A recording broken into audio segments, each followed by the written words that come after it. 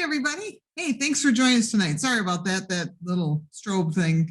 My camera was being stupid. So we have had a few technical difficulties tonight. So we're working through them. We're having a lot of fun.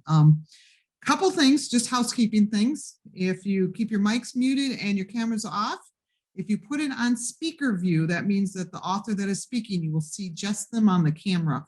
It might make it a little easier to follow along with them. I will pop in and out as I ask questions or move on to the next author. Please use the chat. We would love to hear from you. We can't wait to hear your comments and questions. If you have a question for a specific author, put that in chat also. Such and such a name, I'm answering their question, and then give your answer, give your question, excuse me. And the girls here will help me keep track of those. And then in the second hour, I will be asking questions. If you want to hear from any author, just put all on there. And that way, whichever author is able to answer, they will be glad to answer for you. I think that is about it. And so our authors who should be listening in will be able to join us shortly, and they should start clicking on soon. But other than that, we don't have a lot. There's Erin. I'm not going to greet them all because here they come. Yay! Hi, everybody. We are so glad you guys could all join us. Thank you for giving up your weekend. We are so looking forward to this. So they're just going to chat along with us. And so the first hour, we're going to talk to specifically one author at a time. They're going to tell us a little bit about themselves and what they're working on, what their new books are, what they're working on in the future, and maybe if they adopted a new puppy during the COVID. So I don't know. We did. Sorry. So anyway, so we're going to get started. I have already given the list. The first one up is going to be Andrew. I don't know if any of you have had a chance to meet Andrew Huff before. He is new to the Christian market. We're very excited to have him. He writes action and mentor books. So Andrew, tell us a little bit about yourself. Hey, so hopefully everybody can hear me. I want to get a quick, everyone can hear me check. Perfect. First off, thank you all for having me, Chris, Baker Book House. This is awesome. So excited to be a part of this event. And yeah, I'm kind of new to the fiction world. My debut novel actually came out in October 2019, and I've had 3 released. So that means 2 of the 3 are COVID babies, I guess, is what you could call them, because they came out during the pandemic. So that's been interesting. But yeah, I write action thrillers. The series I just completed is called the Shepherd Suspense series and was released by Kriegel Publications. I basically got into this world because I loved reading action thrillers and loved authors like Clive Cussler and James Rollins and all sorts of those kinds of books that I really enjoyed, but then kind of struggled sometimes with the content that was in them and felt like I really couldn't find the types of books that I liked to read. And so this was years ago. So I was like, kind of challenged myself to say, could I write the book that I wanted to read? And so that's what I started doing. And, as I'm sure all of us would say, just because you set out to write books and get them published, it doesn't always happen overnight. And so it took me a very long time to first off learn how to do it, but then second off to actually have the opportunity to publish with Kriegel. And so I'm really excited for what we've been able to do with those. Just a little background on me. I was actually in church ministry when I first started doing this, and left church ministry after about a decade as a youth pastor, as a creative arts pastor, to go into the church media industry. Did that for a while, and then recently went freelance to do independent film and television production. And so that's what I'm doing right now. And so kind of along those lines, one of the things I've gotten to do this past year, which has been really fun, is do some more screenwriting. And so I got to write and direct a new kids show that is going to be a faith-based kids show that's going to be coming out on a brand new Christian film platform that's launching later this year called Igniter TV. And so I got to write a kids series about a middle school girl who has a lot of questions about her faith. And so she goes about trying to investigate those questions as if they're mysteries to be solved. She's inspired very much by Nancy Drew. So obviously the mystery suspense thing kind of follows me into the different things that I do. So I'm really excited about having that opportunity as well to kind of not only tell stories in book form, but all across a bunch of different media formats. And so a couple other personal quick things about me. I live in the second best state in the union, which is Texas. I am married with a couple of kids and a dog. We did not adopt a puppy, but I will tell you this. We actually, my wife and I are entering into the process to actually adopt 2 young boys. And so we're going to be expanding our family this year, which me kind of going freelance, because doing Christian fiction publishing, doing film and television production, and why not just throw 2 new kids into the mix? But they're great, and we're really excited to be doing that. And yeah, and then actually I think I may have already mentioned this or maybe not, but with Kriegel, I've got a brand new trilogy that's going to be coming out in 2023. And so we're working on the first book in that new trilogy, which is going to be a spinoff from the Shepherd's Suspense series, following some ancillary characters into brand new adventures. So wanting to continue that same focus of action adventure into this new series as well. So yeah, I think that covered just about everything. We don't know your shoe size, but other than that, other than that, that was great. So there you go. Well, thank you, Andrew. And we are very glad that you joined the Christian fiction market. So, and I am looking forward to that next series. So, and I know I have some fans here at the store that will be looking forward to those books. So thanks for sharing that. So next up, we will have Kyrie Joranski. Hi, Kyrie. How are you? I'm doing well. How are you? Oh, good. Thank you. So tell us, go ahead. I'm just really grateful to you, Chris. Thank you to you and Anne and Susie and all the team for putting this together for the authors and for all the readers that are here with us tonight. So thank you for that. You're welcome. And thanks for joining in. Yeah, I'm excited. I write mainly English historical novels, and they're set in the Edwardian era, which is the early 1900s, kind of like the first season of Downton Abbey, that time period. So I have 21 novels published, novels and novellas, and the last 7 are the English historical. My latest is No Ocean Too Wide, and that one is about the McAllister family, 4 siblings and a widowed mother. And the widowed mother becomes ill and is sent to the hospital, and the kids are on their own. The oldest daughter has gone to work at an estate outside of London. And so the 14-year-old twins and a 7-year-old are at home on their own, and they run out of food and money. And so the 14-year-old boy steals some food, and the police catch him. And so the children are taken away. And that's the beginning of their journey. They actually get sent to Canada as British home children. England was exporting their poor and orphan children and sending them to Canada. And between 1869 and 1939, there were over 100,000 children that were sent away that way. And most were not adopted when they got to Canada. Most worked as indentured workers under like a contract until they came of age. So that's what I decided to fictionalize for the McAllister family. So the first book is out there, and the sequel, which tells the rest of the story for the family, is No Journey Too Far. And that one comes out in about 3 weeks. I'm really excited to tell the rest of the story for the McAllister family, because at the end of the first book, one of the children is still missing, and one is found but still has to stay behind in Canada. So the second book is set 10 years later. And it's that boy who stole the food when he was 14 is now grown up at 24, and he's gone to fight in World War I and has come back. So it just talks about trying to find that youngest sister who's still missing, what happened to her, and then also his sweetheart who's been writing to him all through the war.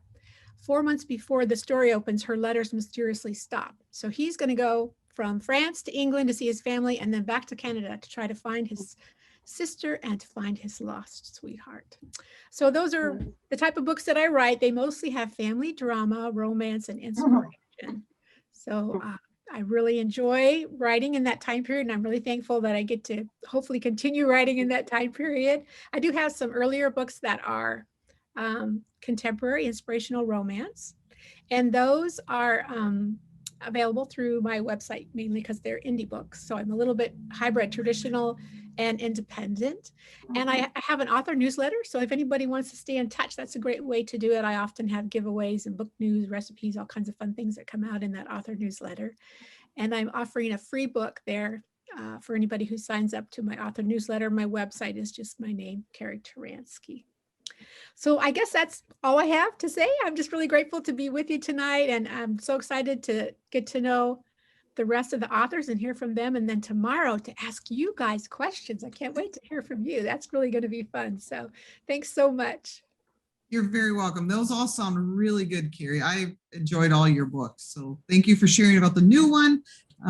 Can't wait to read it. Can't wait to get my hands on it. So Diane, you're up next. You are joining us from Texas? Absolutely. Houston.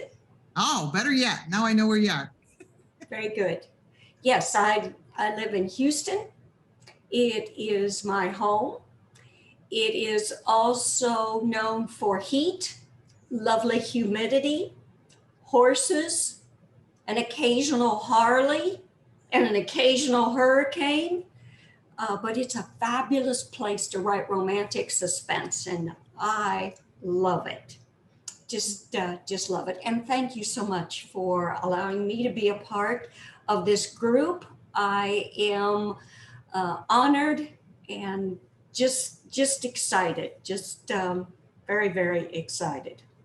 Well, you're welcome, and thank you for joining us. We are honored that you said yes. So So what I write romantic suspense, as I said before.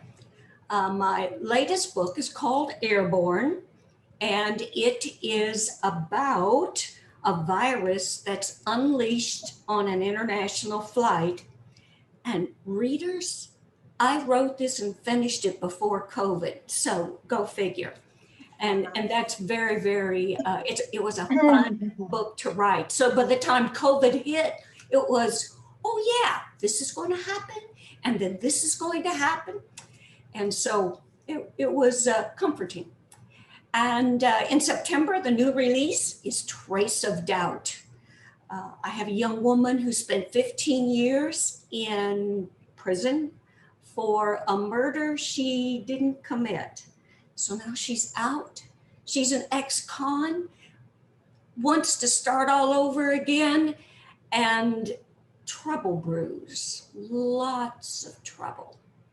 And I just finished a draft for the book after that. So I'm celebrating tonight. So if I can't sit still, it's because yes, I have the first draft finished on that book too. I want to tell you how much I appreciate readers. I have a reader's blog, and if that is something you're interested in, you can sign up for it on my website. That is dianemills.com. And I would love to hear from you. You know, writing is a joy. It's like breathing.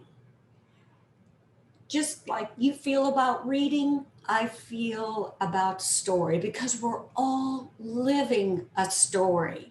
And so to be able to take all the stories of the world and focus in and write each book is rewarding, satisfying, so fun. I feel sorry for people who have to get up into a car and go to work every day, because all I need is my coffee and my laptop, and I am ready to go.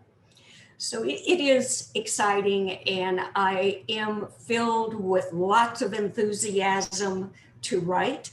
I also mentor. I do a little editing. I direct the Blue Ridge Mountains Christian Writers Conference, and in my free time, I cook, and I roast my own coffee beans. Nothing like it. If you haven't done it, then you just need to try it.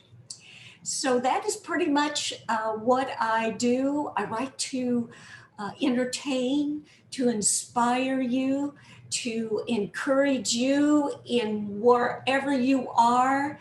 And I just love my readers. Thank you for being one of them. Awesome. Thank you, Diane. And I am looking forward. I just seen a cover for the new one that's coming out, and it looks very good.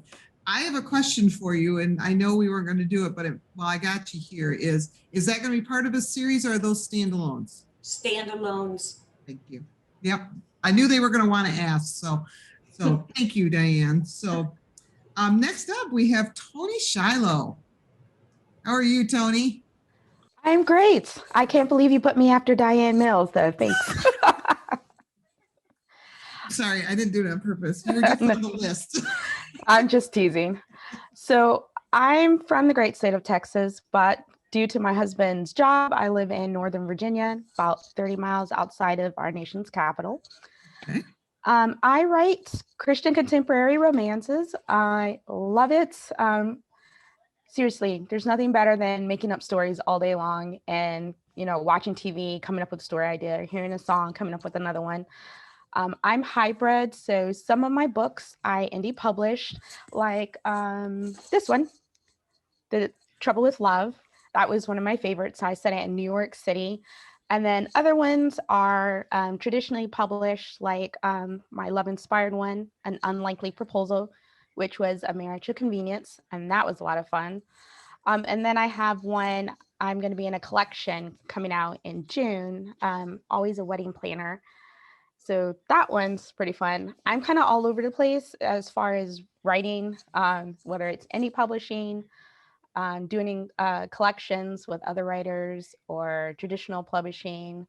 I have a cover reveal coming up next month for my cover with Bethany House, and I can't wait to share it with everybody. When I'm not writing, which seems impossible, but it does happen, I'm usually reading. I'm reading Never Miss right now. It's a romantic suspense, which is really good, but I will probably then jump to contemporary romance and then maybe historical romance. And so I've pretty much read everybody, I think, here, all the authors here, at least once or twice, if not all of them. What else? I think I have a little bit more time. Oh yeah, I'm married. I have 2 boys who have made me old because they're going to high school and middle school in the fall. And so when I'm hanging out with them, I'm usually watching something monster related, like Godzilla, or I'm trying to prove that I can beat them in video games. And when I do, I walk away because there's nothing else to say. So yes, that's me. I'm sorry. That's awesome, Tony. I love that. And you know what? Take advantage of that, because I have a son who is now like 6'9", and I can't beat him at anything. So. Oh yeah, my oldest is already taller than me. Oh, I know. Kids, man. It's like you feed them well or something. So. So thanks for sharing that. Thanks. I'm looking forward to that new cover. I'm very excited that you are actually working with Baker. You're part of the Baker family. That is awesome. And I can't wait to get that book read. So, so thank you for joining us and sharing that. And by the way, I did read the indie one that you held up, and now I'm blanking on the name, and it was very, very good. So if you haven't gotten your hands on it, do so. It's really good. So, okay. So next up, we have Laura Franz. Here she is. Here am I unmuted. Hello, friends. How are you, Laura?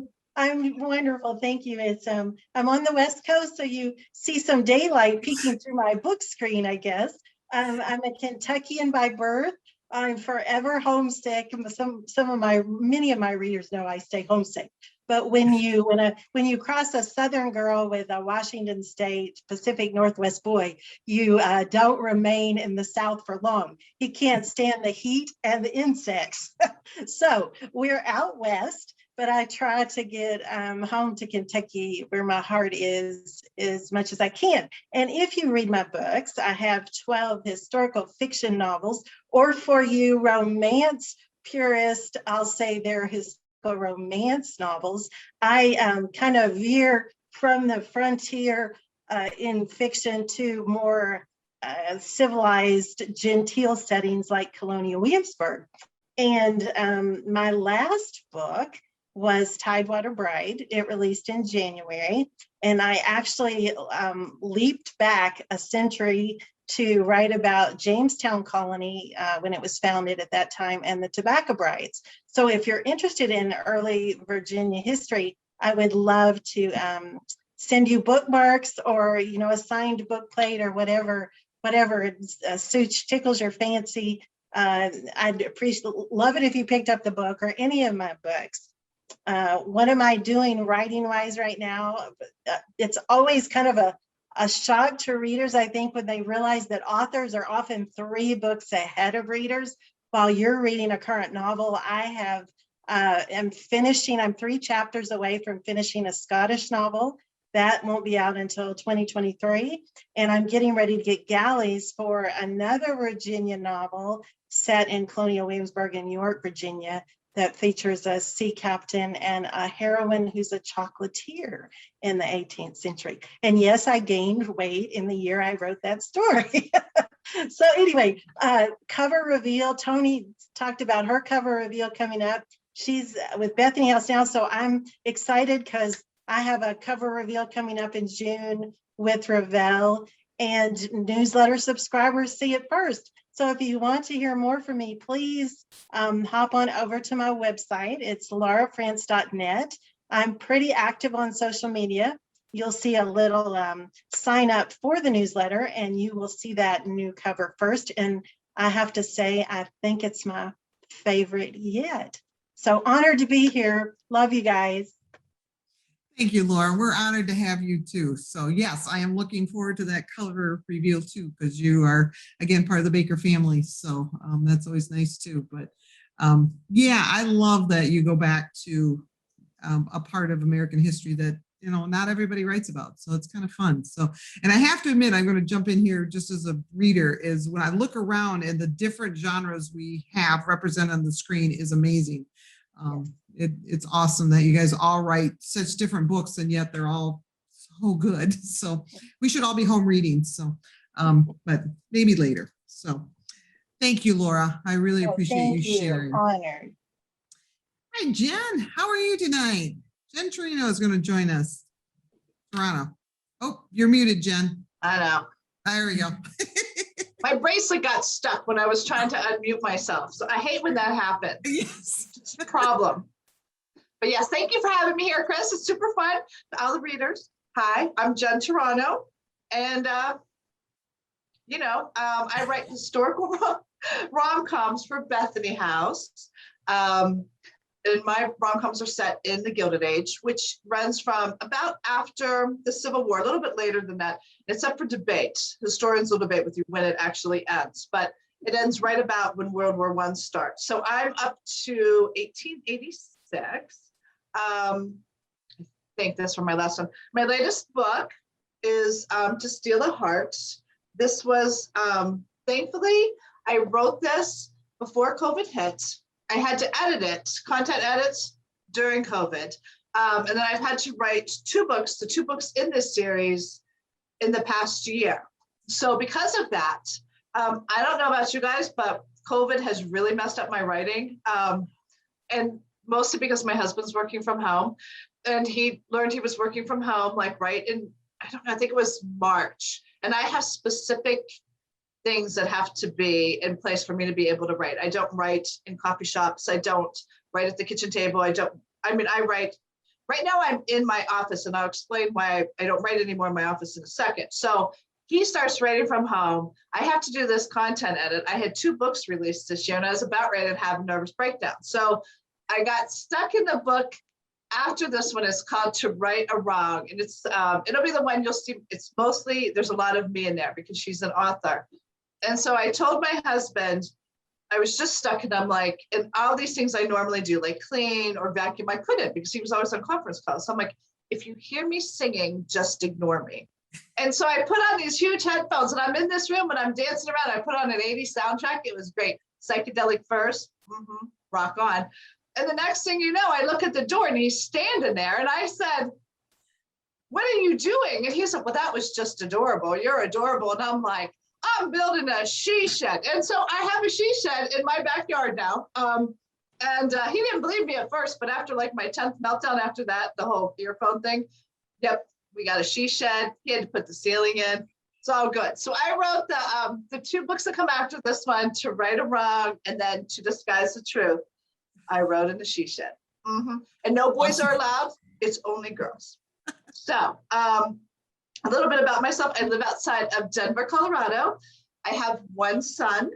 He is 25. He is out of the house. He's an only child because he was a terror. And so I just couldn't see having another one. And everyone's like, you know how they tell you that? Oh yeah. If you have another one, they'll be an angel child. And it's best not to chance that. So he's an only child. But he did turn out all right because he is an engineer. So what else about me? I did not major in English or anything like that. I majored in fashion. I worked for a buyer for years, which is why you find a lot of department stores in my books. This is one of my favorite covers of all times. This book came out in May, Stirring Up Trouble. Glove thing back there. There was one of those lurking about an old warehouse I used to have to go into when I was a buyer. Described it. Designers made one. How cool is that? Very cool. And so I started writing when my son was in 3rd grade. Started off writing a middle grade book. We'd read a horrible story about owls. I won't mention the series, but we got to book 6 and I lied. I told him that was the end of the series. There's about 6 more books. He just found that out. He was pretty upset with me, but I just couldn't do it. So we ended up writing a book of our own because to keep, again, the terror in the jogger stroller, I had to make up stories. And he said, you know, those dragon stories we used to tell me. Yeah, not just because I wanted to run and make up stories at the same time, but he would fling himself out of the jogger stroller and there was always blood and it was just bad. So I would have to entertain him. So we wrote our own little story. It was called Fanglers and it didn't go anywhere, but I loved using my brain again, you know, because I'd been a stay-at-home mom. So it just kind of went from there. It took me 5 years and 7 books that were different genres to actually find an agent. And then I just happened to hit on historical romance because that's what I read a lot of. And so I think this one, I think it's my 17th book if you add up the novellas, but I'm not really sure about that. And don't ask me questions about any of my characters because I don't remember them. And so there you go. I'm Jen. Feel free to come and join me sometimes on social media. I just got on Instagram. I just figured out how to answer messages. Who knew what that button was for? I didn't know. So if you sent me a message, I'm really sorry if I didn't answer it, but I'm better on Facebook. So join me there. Thank you. Oh, Jen, I love you. I love you too, Chris. There you go. Thank you for sharing. That is awesome. Someday I will have to meet your son and I need to meet your son. So I mean, he is adorable. You know, he's I still haven't gotten that Mother's Day present he promised me. He's a little bad with them. He said, you know, I ordered it, Mom, but like, I don't know. It was like, not like from Amazon or anything normal. So I have no idea what it is. Still hasn't arrived, but he swears it's coming. He's ordering it tonight as he listens to this. Oh, shoot. I gave him a list of what to get me. And I even gave him like the websites and he said, oh no, he was going out on his own. So we'll see. But yes, next time I'll bring him with me the next time I see you, Chris. Perfect. I look forward to it. Thank you. Enjoy the retreat, everyone. This is great. Well, great. Thank you. Thank you, Jen. And so Rachel Fordham, you are up next. So, hello. Hi, Rachel. How are you? Hi. Okay. Thank you for having me. Oh, you're welcome. Thank you for coming. So you said 5 minutes, you get 5 things. I started writing when I just had my 5th baby. So I have 6 kids and we foster. So Laura's been to my house. There's kids everywhere, right? So after my 5th, I kind of felt like then I just needed a creative outlet. I wanted my brain to turn on again. My husband said, well, you read so much, why don't you write a book? And I said, okay. And so I wrote one and it was fun and it felt like I had an adrenaline rush. Like I discovered this whole new part of myself. And so I wrote another one. Well, in between that time, I went and read all my old favorites and asked myself, why is this my favorite? How did the author do it? And I didn't know there were writing conferences. So I just sort of created a class. And then I wrote another one, and I went out to lunch with a friend who's an author. I hadn't told anyone that I'd written a book. And I finally told her, and she said, well, why don't you, she's like, you should just query an agent and see what happens. And so I was like, okay. And I went home and I Googled, what does it mean to query an agent? And so I queried an agent. I wrote a letter that night. I had no idea that people like think really hard about this. I wrote a letter and I sent it out the next day, and the rest is history. It just kind of fell into place. So, so that's thing one. Thing two, I just told you that I'm a foster parent, and I sort of, I think I've always had a passion for kids. And so if you read my books, you'll notice that quite often there's, without meaning to, I didn't mean to, there's themes of, you know, caring for children and, you know, taking in kids. So you can watch for that. That comes from my own heart, I guess. My newest book, so I just got my copies in the mail today. A Lady in Attendance, and my main character is a dentist, which is perfect since my internet wasn't working. I'm at my husband's dental office, so we'll pretend like I planned that. And this one comes out June 1st. If you know how when something is relevant to you, you notice it everywhere. So my husband's a dentist, and so we would watch movies and we would always notice that the dentist was either comic relief or a villain. And so I said to him one night, apparently I like challenges, because I said, I'm going to write a romantic dentist because the world needs a romantic dentist. And so that A Lady in Attendance, I think he's romantic. His name's Gilbert, so he must be, right? Okay, we'll call that number 3. Okay, another fun thing, a lot of my books, I try to pick, they're historical romance, and I like to set them in similar times so that I can have the whole Easter egg thing. I love to have characters from other books, not as like a sequel necessarily, but just pop in so that people who've read the books can go, oh, I know them, or that's how they're doing. I also like to do Easter eggs for my own life. If you read some of my books, you'll notice my kids' names or other things like that in them. But my very favorite thing about writing, not only has it been therapy for me and a creative outlet, my very favorite thing is that when I write a book, I put little pieces of my heart in it, I send it out there, and suddenly I'm connected to people all over the world. I love the messages. I love meeting people on Facebook. I love meeting people in real life. I love that even the people I don't meet, I love thinking that what I had, the hours I poured into a book, get to go to someone else, that it's connected me to someone else in this special way. And so that's why I keep doing it, because it's fun and it's been great for me. So anyways, thanks for having me. Well, thanks for joining us. That was all fascinating, and 6 kids. Yeah. Oh, I thought 3 was a lot. Sometimes You got- more, often and more. fosters, so yeah. Oh, my daughter's done that a couple times too. You guys, that is a gift, man. That is really is a gift. So yeah, thank you for doing that, and thank you for joining us. So Thank you. I look forward to and to be honest with you, your book is actually in the store right now. So Connie Lynn, let's see, I gotta find you guys here all of a sudden. So you are up next. How are Hi, you tonight? I'm great. I'm so happy to be here. What fun this is. Oh, good. I'm glad you're having fun. It's fun for me to get to know all of these other authors. I've met a few of them, but it's really cool to hear all of your stories about how you started writing. I started writing when my kids were really tiny, and doing it in the middle of the night because I'm a night owl. And so I would just write in the middle of the night. And my husband had no idea that I was writing a book at all. And as I was thinking through my my schedule for the next few years, I was planning out my next series that's coming in the next 4 years. I realized that by the time I'm done, by the time these are out, both of my kids are going to be graduated from high school, which just really blows my mind that it's been that long. So I am the author of, I think I have 10 books out from Bethany House, and I write biblical fiction. And I also have 3 books from Guideposts fiction. And my latest is To Dwell Among Cedars, which came out in December, I think it was. And the next book in that series is actually a duology about a brother and sister, and they are Philistines. And the story comes from 1 Samuel, when the Philistines stole the Ark of the Covenant.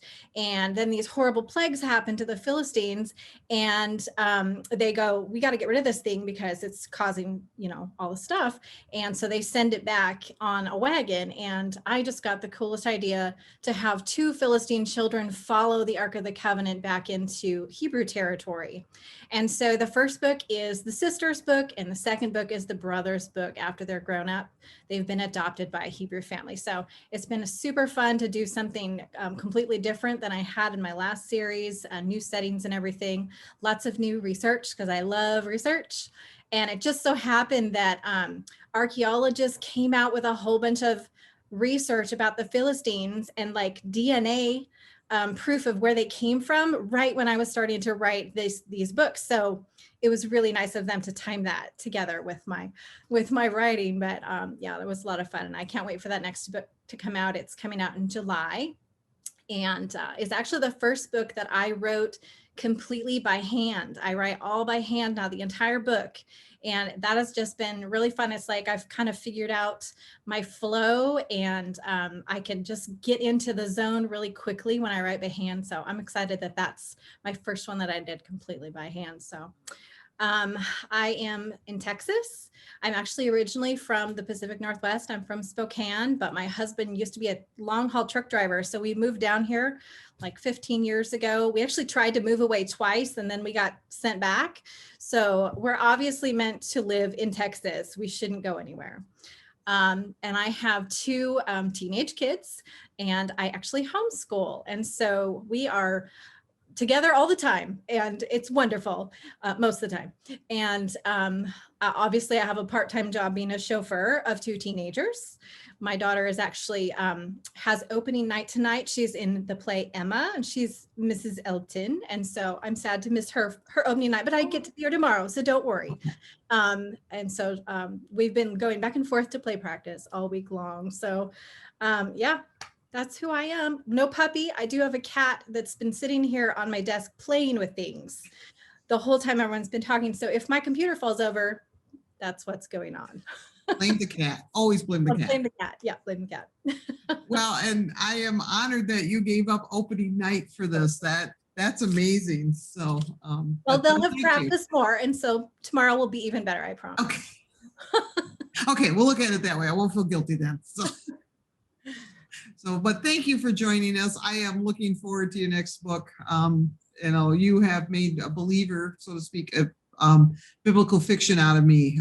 That was never one of my favorite genres, and you and a couple other ones that are doing some very, really interesting and fascinating stuff that I really have enjoyed it. So thank you for that. It's a lot of fun. It's so much fun. Awesome. I love historical rabbit trails. So yeah, and people that know me know I never go on rabbit trails.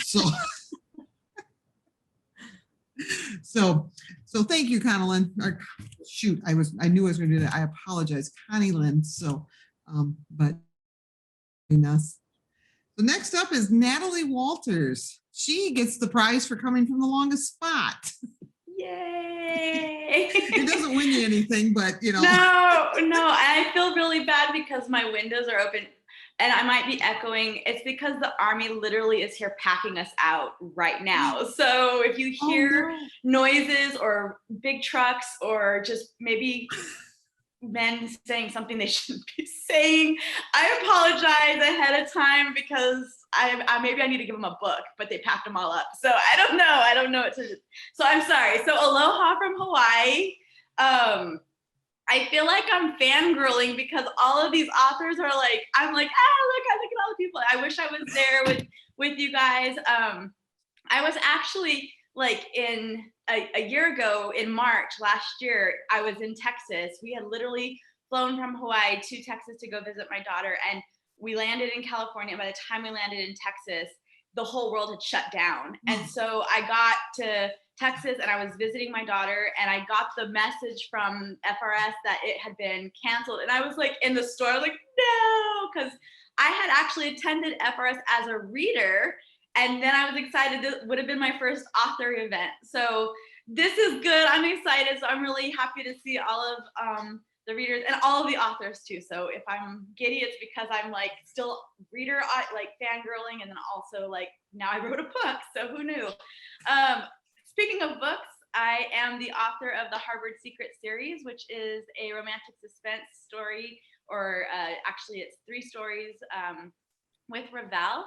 And I have my 4th book, which is coming out in November, called Lights Out. And it's part of a brand new series, the Snap Agency series, which is based in Washington, D.C. And the good part about being a military wife of 25 years is that I get to travel all over the place. So I get to like put my stories in different parts of the country and the world. In fact, Lights Out has some points of view that happen, or parts of the story that happen in Egypt.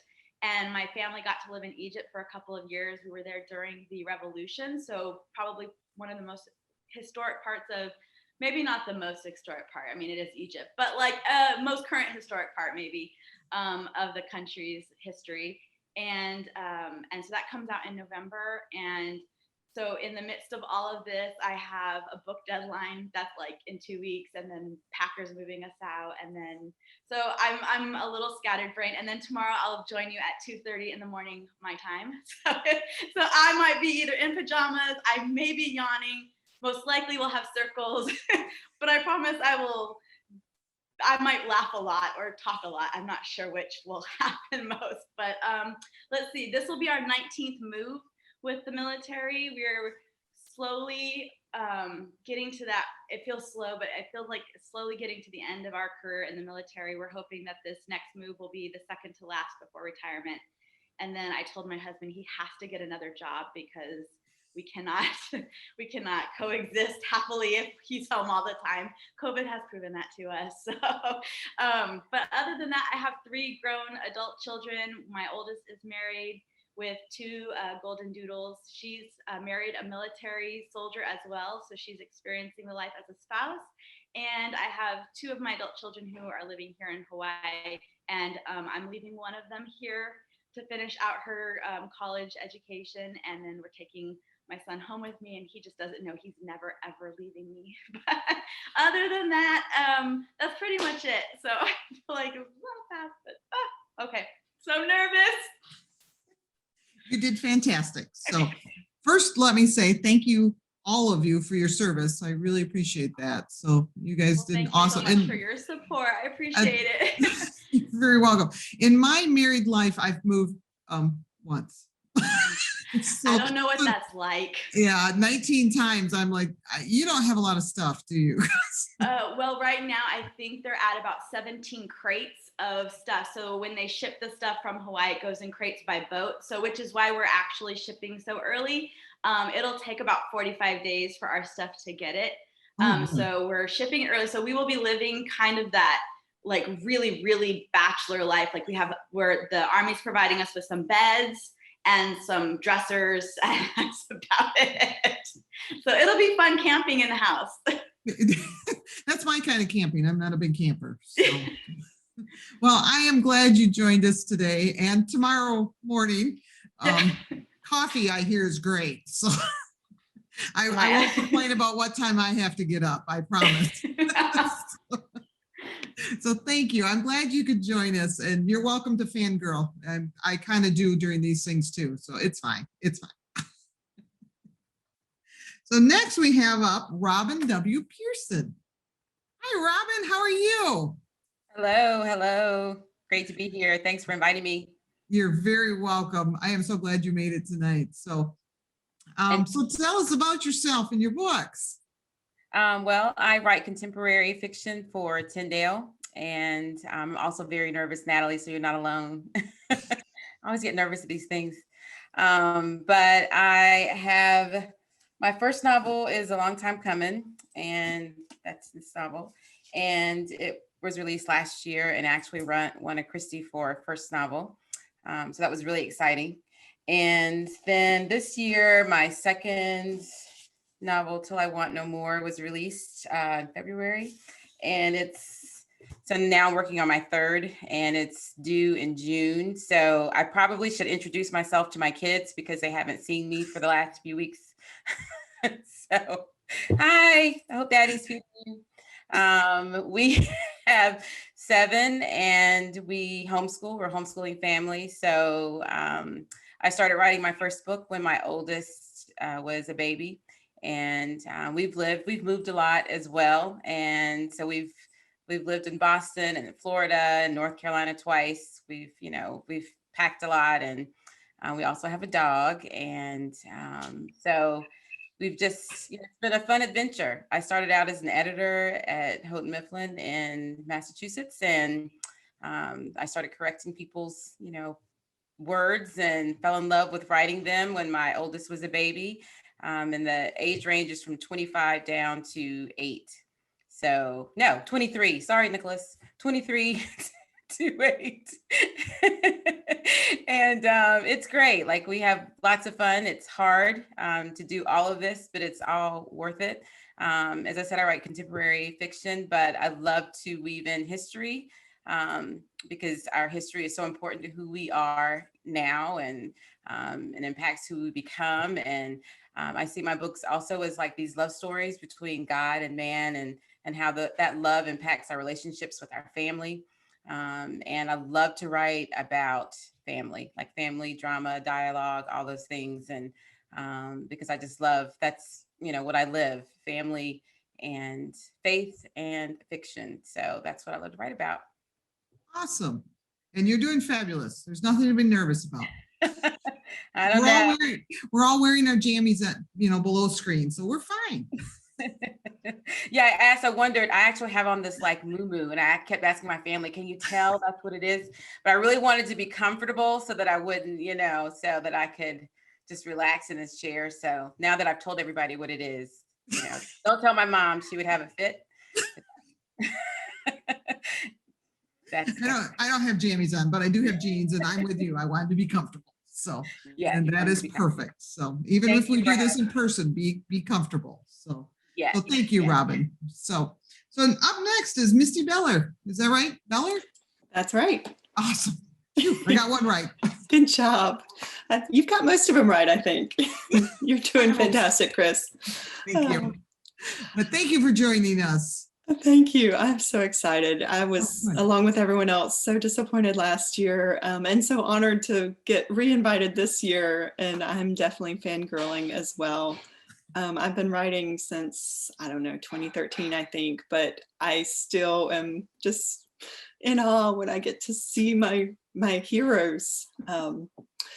But let's see, I'll start with my writing journey. I'll try to make it quick, but I have always been a reader, mostly been a Bethany House reader, honestly. As soon as I was old enough to start to understand publishers, I realized that like all my favorite books, even the Mandy series growing up, and the Golden Filly series by Lorraine Snelling, and just all of my favorite books were published by Bethany House. But I read everything within Christian fiction. And back, I think it was the beginning of 2013. I might be getting that year wrong, but I had 2 kids, and I kind of felt like I was in a rut. I was working full time and just felt like I needed to do something to break out of this rut. And so I made a bucket list and had things on it like write a novel that's actually published, learn to play the guitar, learn to speak fluent Spanish, visit all these places. So I decided, let me start with write a novel, because that one's free. It doesn't involve lots of money. And so I did. And even though, I'd probably read 100 million books, I realized I don't know where to start the story. I don't know how to create the story. This is harder than I thought it would be. So I went to my local library, which those are my dearest friends, many of them, and started looking, and God led me to just the perfect books. Plot and Structure by James Scott Bell was just a godsend to me. And so I started through that book and ended up writing The Rancher Takes a Cook is what that first book was. So I knew I wanted Christian historical romance because that's my favorite genre to read. And so it ended up being set in Texas and cowboys and all that good stuff. As I was writing that, near the end of the writing, God gave me this, it had to be God, it was God. gave me this idea for a story, a mail order bride story, where she's running from her fiance who was trying to kill her. And she finds this advertisement for a God-fearing groom up in what turned out to be Montana Territory, the Rocky Mountains. And when she gets there, he's dead. So that's a little bit of a spoiler, but it's not too far into the story. So, so she ends up snowed in this log cabin, and of course the older brother's there and the younger sister, and the good things happen. Lots of bad things happen, but good things happen in the end. But I realized through writing that book that I love mountain settings, and I love remote mountain settings and snowy cabins and mountain men and strong heroines. And I realized this is my brand. This is what I love to write. This is what makes me happy. So since then, I've written a lot of stories about mountain men and heroines who come from the East. And sometimes it's the men who come from the East and the women are there in the mountains. But anyway, I think my 25th book was 25th or 26th, released in April. And my next release is, see if I can hold this right, Faith in the Mountain Valley, which is book 5 in my Call of the Rockies series. It releases next month in June 15th. So I'm so excited. This is a story, a lot of my stories, because the heroes and heroines come from different areas. They're meeting for the first time in the book. But this particular book happens to be a second chance romance, which I've always wanted to write. So they were childhood sweethearts and were separated and happened to discover each other in the Rocky Mountains. She's pretending to be a man and trapping with a group of Blackfoot Braves. So that's all I'll tell you about that story, but I hope you enjoy it if you get a chance to read it. And so I mentioned Bethany House early on. I've independently published a lot of my books just by choice. I kind of like the freedom and the flexibility with the writing schedule and all that good stuff. But I always said, if I am traditionally published, Bethany House would be my dream publisher. That's really the only thing that could induce me to go to the trad side.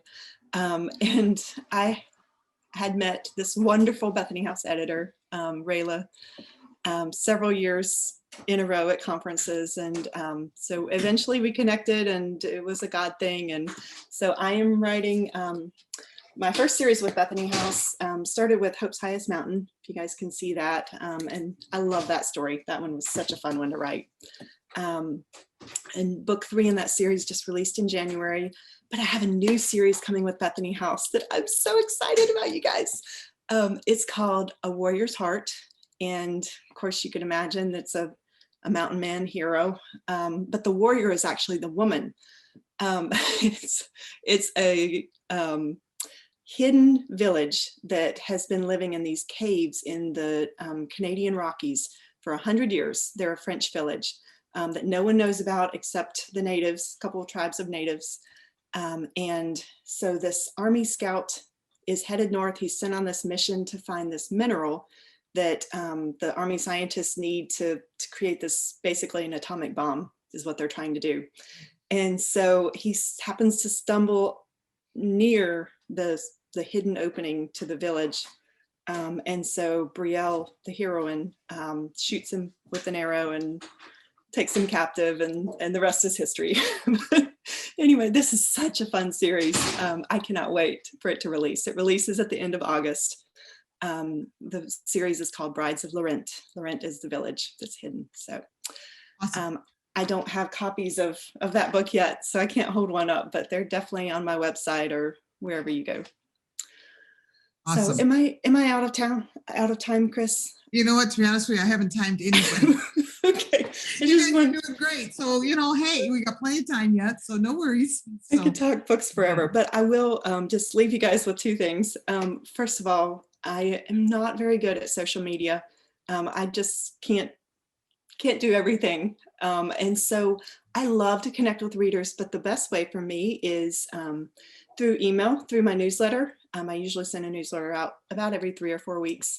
So if you go to my website, you can get a free ebook of one of my books and be on my newsletter. And I love hearing from readers, love just chatting about books or prayer requests, or that's where you can kind of stay in the loop. You can also stay in the loop on our new baby that's coming. So my surprise for the year, we have 4 kiddos now that we homeschool, ages almost 2 through 13. And we thought our house and our family and everything was very full. God apparently has one more, one more in his plan. And I thought we had a lot of kids, but of course, Rachel and Robin have nothing on me. They're 6 and how many kids did you say, Robin? 7 or 8? I don't know. Like, you lose count at that point. 7. But anyway, so I am struggling through. I finally made it to the 2nd trimester. I'm not a good pregnant person. It's just hard.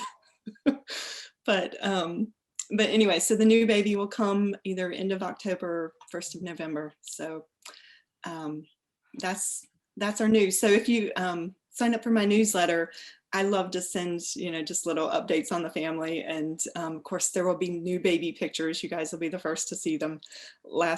My last child that was born, Matthew, I actually sent pictures out from the hospital to my newsletter, which I might not do that this time because responding to the emails, because you want to do that, but I was a little sleep deprived at that point. I probably should have just left the responses alone for a while.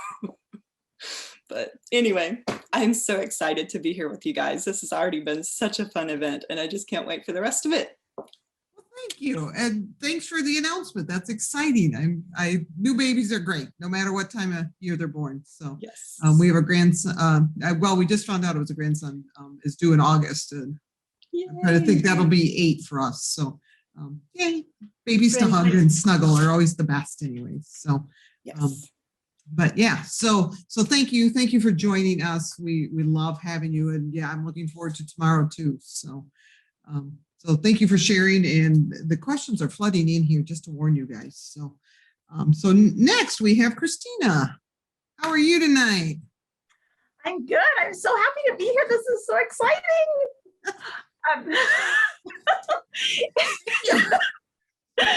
You guys are all awesome, man. This is so much fun. So it's so fun to listen to all of you guys, because I feel like I have stuff in common with all of you. It's completely crazy. So we have 6 kids. We did not adopt a puppy during COVID, but we did adopt 2 girls. So Andrew, I get you. Yeah, they were. And like Misty, those 2 girls were not planned. We had 4 kids and we thought we were done. And then a 5-year-old and 7-year-old moved in. They are now 8 and 10. So let's see. I am really into foster care. We do not foster anymore because kids tend to stay here. And my husband's like, okay, already.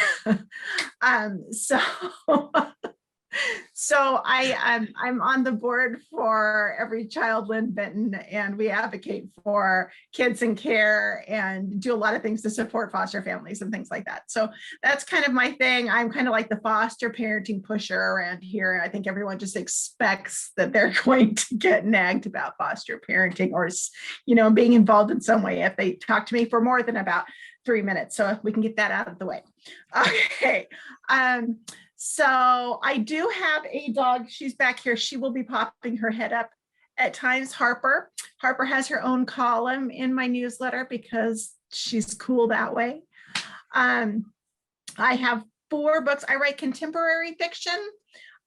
Sometimes there's a little romance. Sometimes there's not. My 5th book is coming out next year, and it actually has some romance in it, guys. So yeah, I know that that's really important to a lot of people. So it's actually in there. And I had a lot of help with that because I'm not a romance writer. So I had this romance writer friend of mine. I'm like, would you read this? This sounds really weird, like about 1,000 times. And she explained to me that you cannot eat something with mustard right before you have a kiss because that's gross.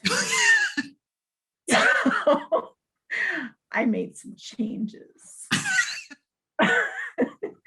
Anyway, so I wrote for Kriegel first. And so I wrote, if we make it home, my books are all set in Oregon because we have everything in Oregon. We have mountains, and we have the coast, and we have desert. We have you guys, you should come to Oregon. It's awesome in Oregon.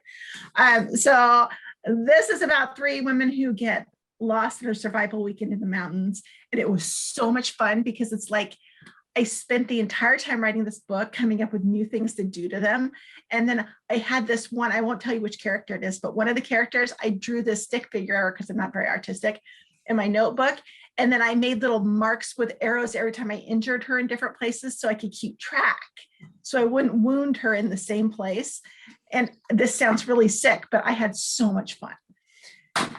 No one's going to want to read my book after hearing that. I should probably not be given the microphone for long. I'm calling for Christina Suzanne Nelson. Then I wrote this book, and this book is about a teen pregnancy and how it affects 5 different women. So yeah, there you go. And then I moved to Bethany House. Bethany House has the coolest covers ever, guys. I don't know, the design team at Bethany House, they are something else over there. So I wish I could show you my 5th book's cover, but I can't show it to you till next month. It is so cool. But this, more than we remember, I love this cover because it's like it was taken right out of the first scene. It makes me so happy. And then this book just came out. This is the way it should be. And this this book is my heart. I love this book because, and I don't usually love my books because like authors should probably not say any of the things I'm saying. But the thing is that by the time the book comes out, I've read it so many times. It's like, whatever. No, I'm not. Can we have a redo? Can we start all over? Anyway, this book was really important to me, though. I mean, there's foster care in it, and then addiction and how addiction affects families and different people. And so that was really important to me. So yeah, that's that book. And my next book is Shaped by the Waves, and it takes place in this really quirky little coastal town, and I'm really excited about it. And that's more than you wanted to know about me. No, that was awesome. And by the way, thank you ladies for, anybody that needs dating tips, don't eat mustard if you're going to kiss your date. And who needs a dating app? Just shoot them with an arrow. Who knew? We've got it covered. We got it covered. Thank you, Christina. That was awesome. And you guys are great. I love this laughter that we can have. That's what this is all about. So thank you for that. So, and no, you didn't say too much. It's perfect. So Erin, you're up next. Now you have me terrified of saying your last name. So Bartles it is. So Erin Bartles. Yeah, no S. I put an S on there a lot. I've been taking notes this whole time about what other people are saying because I didn't want to forget. Like Christina was mentioning all these connections and Misty was too. And I'm like, oh my gosh, I got to say all these things. But don't worry, Sean, I won't step on your time. Yeah. Sean and I worked out our outfits so that we were wearing the same color. We appreciate that. Thank you. I forgot my beard. All right. I'm Erin Bartles, and I've got 3 books out now. I've got another one coming out in January, and I'm writing a 5th and a 6th right now. So my books are with Revell, but I also work for Revell and Baker and sort of by extension, Bethany. So I have a sort of connection with a lot of authors here. Some people I work with directly and some people I don't. I work in marketing. So like Laura and where'd you go? Rachel and Sean and even Susie, who is not here in her capacity as an author, but is just a picture. I work with her as well. And it's great. And Natalie too. And, but I also do write my own books, and my first book came out in 2019 and my second book came out in 2019, which is sort of weird, I guess, because they were both already written. So my first book is We Hope for Better Things. And all of my books so far are set in Michigan, which is where I'm from. I live in Lansing, but I grew up, well, you guys aren't from Michigan. Well, some of you are, but people who are all from Texas don't know where anything is, so it doesn't matter. But I live in the capital city. And we have a beautiful state, and it has such amazing things, and I could talk about it for hours. But this one takes place in Detroit and just north of Detroit, and it's a 3 timeline story. So it takes place in the 1860s, 1960s, and present day. And so it's talking about a lot of issues, racial issues throughout the years, what's changed, what hasn't changed, talks about the Detroit riots of 1967.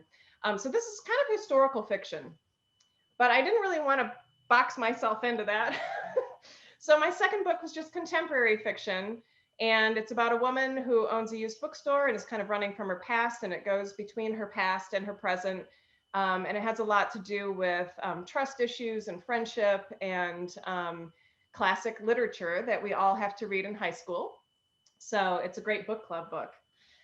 And then my third came out in January, and it's called All That We Carried. And it's a sister story about 2 sisters who have been estranged for 10 years, who are taking a hike in the Upper Peninsula, and everything that can go wrong will go wrong between them and with their environment and all of those things. I drew a lot from personal experience with this because I do hike with my sister, although the women in the story are not us, because we get along really well now. And that's really boring. So these 2 women don't get along well. But I really enjoy writing stories that focus on family and about things that focus on the sort of ways that we're broken and the ways that we resent each other, and we struggle with unforgiveness, and kind of taking steps past that toward reconciliation and forgiveness, and even self-acceptance and things like that. So I do work for Baker Publishing Group for my 9 to 5. I also do freelance work as an editor and a copywriter, and I'm a member of the Women's Fiction Writers Association, and I run their retreat in Albuquerque, New Mexico. So that's a really exciting thing that I love doing. Let's see, I gotta check my notes. Just like Jen Toronto, I have only 1 child, but it's for the opposite reason. I had an angel, and I did not want to risk having a really difficult child after that, because he was perfect. He's 12, he's almost 13. My husband's a pastor, and he's also a writer. He writes supernatural suspense. He's had a couple books out with Thomas Nelson, and has also done a lot of indie publishing, and does a podcast, and is hilarious and all of that stuff.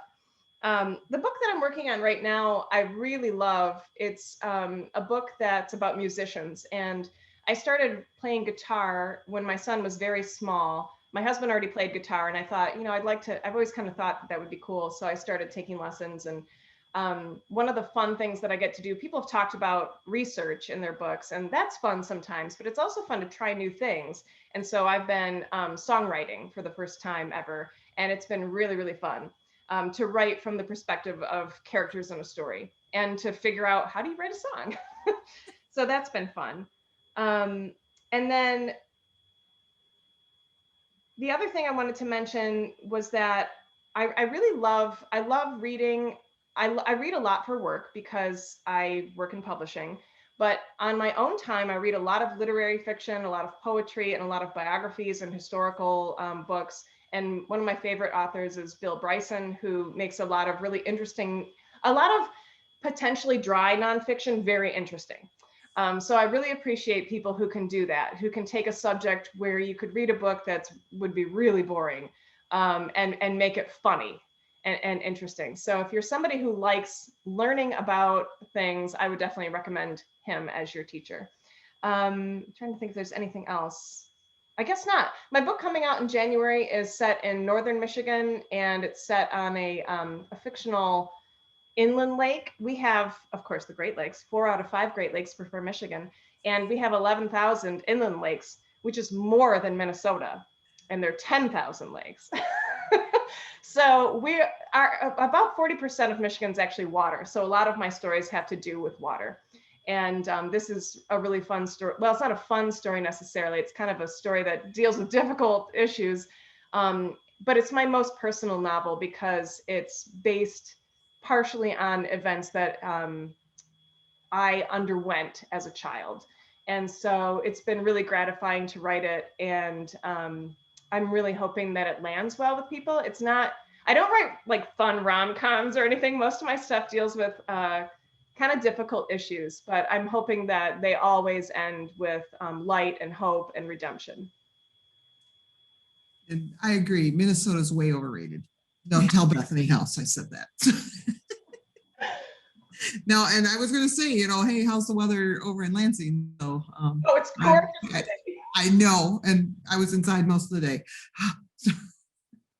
Oh, well. So thank you for joining us, Erin. That was all just absolutely fascinating. I love your books. I love and I actually like those, you know, the issues that get put in, you know, the different books that we all deal with at different times, or somebody we know. So thanks for including that. I'm sorry, I should probably mention the title of the next book. Oh, yeah.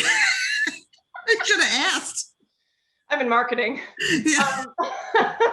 It's called The Girl Who Could Breathe Underwater. And it's about a friendship that fails and about a woman who wrote a book that fictionalized her own experience, but didn't fictionalize it enough. And she's confronting the antagonist of the book. Ooh, sounds fascinating. Can't wait to get my hands on that one. Thank you, Erin. And then Sean, Erin left you 22 seconds, so go. No, just kidding. All right. No, take your time. We got plenty of time, so you're doing great. You guys, you made it. I can't believe it. All you participants made it through all these talks. I love hanging out with authors. One thing that I've missed the most over the last year is just having that time to spend with other writers, but I also miss hanging out with readers because I feel like reading and writing and creating, there's something so crucial about it and so important and beautiful about it. And so I think whenever we can hang out together and spend time together, it's a really important thing. So thanks everybody for making time. Chris, thanks so much for inviting me. Misty, I wanted to warn you that my wife and I were finished at 4 as well. And we now have 6. So just a heads up there. Our oldest is almost 18 and our youngest will be 5 soon. So I'm currently staying up late at night waiting for teenagers to come in and then rolling out of bed at 6 when our 4-year-old wakes up and is ready for breakfast. So not a lot of sleep going on, but that's okay. It's a lot of fun. I live in Lancaster, Pennsylvania with my wife, Miley, and we're both writers. We have a podcast called The Stories Between Us, where we talk about writing, creativity, reading, family life, that sort of thing. We normally do 1 episode a week where we just talk about a topic, and then we have an episode a week where we talk with a writer or someone who's creative. And so we really enjoy doing that together. And then something that evolved out of that is we've started to do writing classes, and you can go to the website, thestoriesbetweenus.com. And that's where we have a list of all the classes that we've been doing. We have a course right now that's called the 9-month novel that we started in March. And we've been walking about 25 people through writing a novel from start to finish. That course will end in November. And that's been a lot of fun. So it's really rewarding to walk alongside writers, a lot of them going for the first time, a few of them traditionally published already, but it's so much fun just to see the creative process taking place and to be a part of that. Let me see. My next book coming out is called The Weight of Memory. And this book comes out in July 6th. It has wonderful back cover copy, which I think Erin is responsible for. Also the cover, I love the cover. Someone was saying the covers earlier. Ravel has just given me the most beautiful covers for these books. So I started, well, when I was a little kid, my mom would take me to this Amish bookstore here in Lancaster. Like we would take all these back roads to get to it. And we would go in and I would pick out whatever I was reading, like the next Hardy Boys or the next Sugar Creek Gang. And my mom would, pick out the next, I still never even know how to say her name. Is it Jeanette Oakey or Oak? Anyway. And so my mom would pick out the next one in those series. So I would read my book and then I would read her book. So I grew up reading like all of the sort of classic Christian books from those days. And then after I read the Chronicles of Narnia, that really changed me as a kid and as a reader. And so, yeah, I ever since I was young, I wanted to write. I wanted to be able to do the things in writing that other people had done for me when I would read their books. And that's really what drew me into writing. That's just about it. I did want to plug Susie's book. I just finished reading it. I loved it. And I also wanted to plug it because, Susie, your picture's kind of freaking me out. I keep thinking that it's actually you, but you're not blinking. So it's not that there's anything wrong with the picture. It's just that I keep catching a glimpse of you staring at me. So anyway, that's it. So happy to meet all of you. Hopefully we'll get to chat in the chat this weekend. And yeah, thanks again, Chris.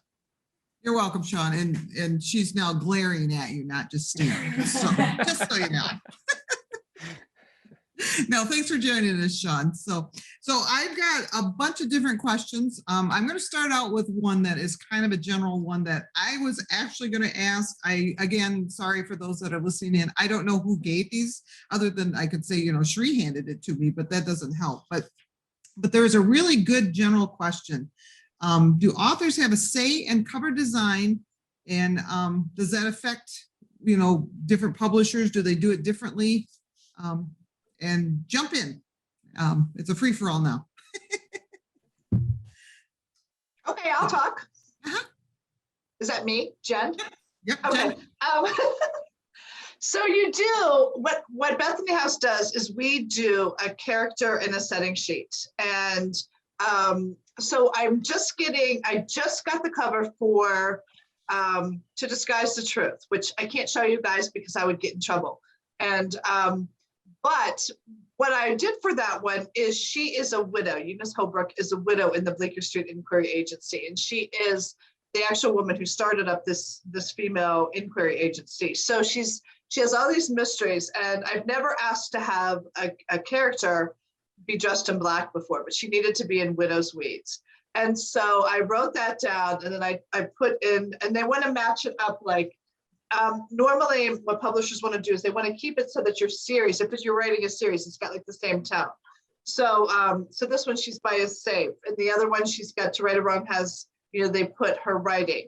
And so this one, so then I said she needs to be a widow and it's got to be mysterious. So they take all of that and they send it to the design team, and then the design team goes from there, and you'll give them descriptions like, she has blonde hair, or, she's kind of attractive, but not like, you know what I mean? She's not like Christy Brinkley, or I probably just dated myself there. But, and then they take all of that and then they put it all together, and then they'll send me so that's what I got like last week.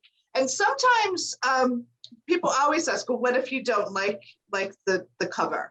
And there's only been a few times when I have said, no, and it's mostly just color. And I'm not saying no, I just want a little tweak or something. Like for To Right or Wrong, I thought, because I do have a degree in fashion, I'm kind of particular. So I said she would look better, her coloring would look better in blue.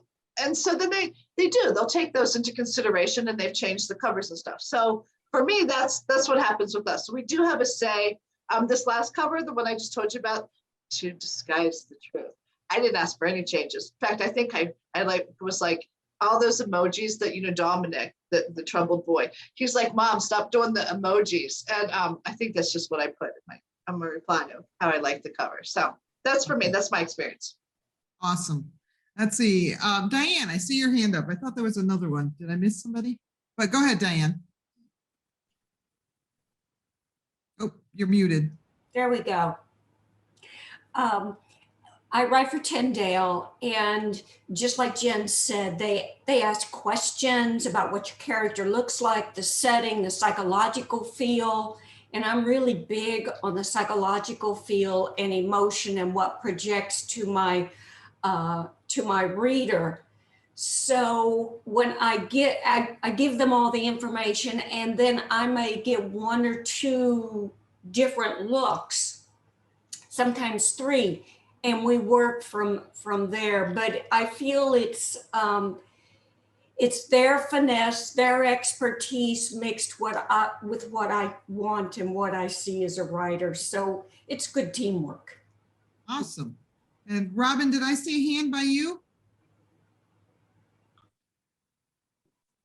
Yes, you did. But then, you know, Diane she writes for Tyndale too. So, but like for my novels, they wanted to know like what is an important element in the book that you really want to highlight and that would really capture the themes or just something important about the book. And that's why I had like the clothesline for the first book or the truck for the second book. And they really, you know, want you to think about that and I love that they, you know, take your suggestions and then kind of put all those ideas together and then come back. And Eva Winters is wonderful. So she captured everything that I was looking for. And, you know, even ask you about the fonts and because they wanted to reflect you and the work and, you know, what the message is, because that's what people see. You know, they do want you to judge a book by its cover sometimes, right? So, you know, it's really important to get it right the first time. So like for this next book, I've already been jotting down because I wasn't prepared the first time, but now I'm kind of ready, you know, for that process and just jotting down what are the important things I really want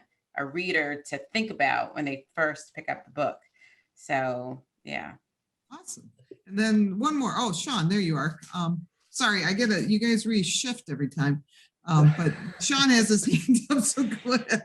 Yeah, no, I was just going to say it was one of the things that was, I don't know if challenging is the right word, but when you get into traditional publishing, it does take on more of a collaborative feel, putting this book out, and I think you kind of have to embrace that, you know, or your life is going to be a little bit difficult because you do have a lot of other opinions coming in on the cover and on editing and all sorts of different things. So I've come to really enjoy that. But I think I had originally self-published my first book, The Day the Angels Fell, and then Revell picked it up. And so, it was just a little bit of a transition for me, realizing that, wow, this is actually like a collaborative effort. You got a whole team behind you, which is a wonderful thing. But with that comes, everyone sort of has their own ideas. Awesome. Okay, I have to ask this one because I've got like 2 or 3 different people that want to know. In the care package, there's an acorn. And they all want to know, Robin, why an acorn? I love oak trees. No. Since I kill plants, I want someone to grow something. No. Actually, it's related to Till I Want No More, and you'll have to read like the whole book to get the reason why I use an acorn. But also I wrote a post about it, and I tried to answer this really long answer to Carol, I think, in the chat, but I wrote a post about it called Fertile Ground on my website. But my grandmother's like planted these seeds, you know, in each of us, you know, of love that, you know, we nurture and we grow. And if you think about an acorn, it has everything, you know, that it's a tree, like in this little shell. And so that's what I think about, like faith, like everything you need, you know, that seed of faith is there. It just has to grow. And so I want you to think about that when you go outside, and yeah, that's why I included it. But please read the book and then you'll see why. Good. Very good. Way to add that in there. And it was fun when I realized why you had put those in there. I'm like, hey, now I know why. Yeah, yeah. It's fun to package. After I sent it, I thought, should I explain, like, you know, those little acorns in the little orange bags? Yep. And orange is my favorite color. So that way you'll think of me when you see a tree. There you go. Forever. So, okay, this one's for Carrie. And Shine Like the Dawn is still my favorite out of all your books. Is there a plan for a sequel or spin-off? Oh, wow. Thank you. That's so encouraging. I'm glad you enjoyed Shine Like the Dawn. It is an English historical romance set in that Edwardian era, and it was a standalone. And when I was thinking about that story, I really love Julie Clausen, and she always includes a bit of a mystery. So I put a mystery in that book. But I know nothing about mystery. I don't watch mystery TV shows. I don't read mysteries. I don't know what I thought I was doing. But anyway, I started writing this book that had this mystery. And then I went on a writer's retreat when I was about a third of the way through the book.